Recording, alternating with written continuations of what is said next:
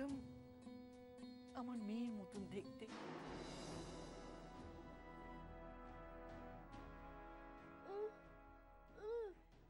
আমি সব শুনেছি। যশোজিৎ তোমাকে ছেলের বউ করে ঘরে তুলবে। দেখেছ, আমার পরিচয়টা দিতেই ভুলে গেছি, তখন থেকে বকে চলেছি। শোনো, তুমি হবে আমার নাতবু সঞ্জু। সঞ্জুর আমি দিদিমা।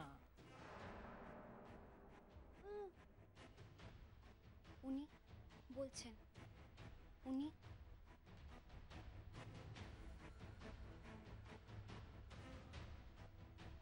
সঞ্জুর দিদিমা? আপনি কিছু ভুল করছেন।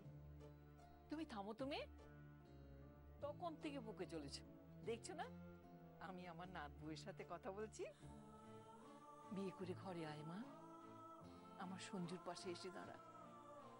আমার নাতিটা বড় কষ্টে আছে, এত অত্যাচার সহ্য করছে। তুই একেবারে দেবী মূর্তি,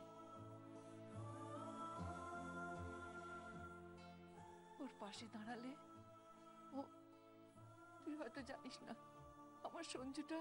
তাই তো বলি, ইন্ধনটা পেছন থেকে কে জোগাচ্ছে? তাহলে আপনিই নাটের গুরু।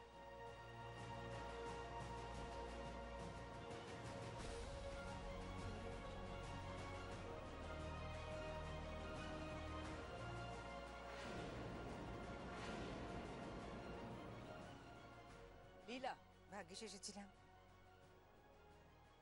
এসেছিলাম বলে জানতে পারলাম যে আপনি, যশোজিৎ, আপনারা সবাই মিলে ষড়যন্ত্রটা করছেন।